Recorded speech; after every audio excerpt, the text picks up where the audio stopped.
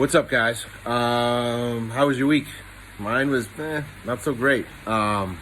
Listen, I'm just kind of at wit's end. I just feel like I can't do my job properly anymore without at least just one time addressing it. And I'm just the polarization in our country has just got so overwhelming that well, it's like there's a giant fissure, like in this country right now, just a giant fissure, and one side can't really even relate to the other side. The polarization just seems to be boiling over. Like I saw that this week. Of course, I'm talking about your investments, right? The polarization of your investments. You saw that with the short sells this week, right? You got two sides, guys. You got one side that's like mutual funds, ETFs, and target funds are their ride and dies, and then you got the other side that's rolling with crypto and forex trading and short selling and the newest drug company, and both sides can't seem to understand each other. So I'm going to give you a couple examples on both sides that for me kind of just sum up everything.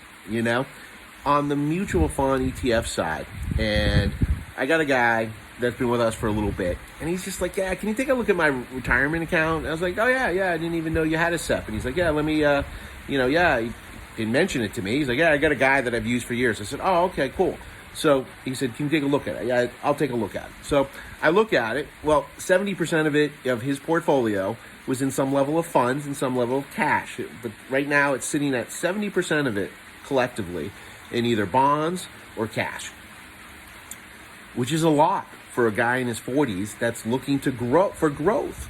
Now, why this advisor wasn't kind of matriculating some of that cash into the market, or why he wasn't reallocating some of the bonds and income side into equities when we've had a big run for a bit, maybe now he could start to think about pushing a little towards the bond side as interest rates possibly creep up. But why has he not touched it over the last couple of years? He's been a bad babysitter, He has them in these funds and cash, and he's just not babysitting it properly, So that just sums up like what I'm saying. I'm not saying they're bad investments, but I'm saying sometimes people, because they're not actively working on it, they just kind of forget about it. Now, as much as that one side, is very trustworthy and of their mutual fund or their advisor, that somebody's managing this fund actively or has their best interests and goals in mind. The other side doesn't trust anybody. They're rolling with the crypto and the forex trading and the short sells, and they want to do it all on their own. They know exactly how much money they have. They know exactly how much they're willing to risk. They don't want any help, and they admittedly don't even know what they're doing. That's their words, not my words. They admittedly say, I'm new to this, but here's the verbiage I hear collectively, continuously and consistently, is I just want to be part of the movement. I just want to see, the little guy win for once. I just want to see them stick it to the hedge fund managers, I just, gold and stocks are, for old people, we're rolling with Bitcoin, these things, and it's not that they're bad investments or that you can't make money or that they haven't made money. It's just that it's all connected to personal attachment or movements or emotion as opposed to true investments. So they don't really have a plan or an end game, Some people will even say 100% is not enough.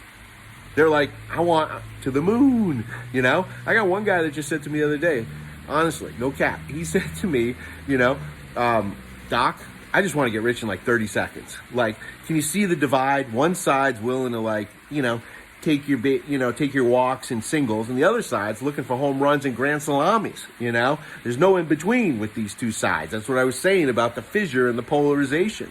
So I'm constantly trying to have to get movement on one side to at least look at their investments, and then the other side to think about their future.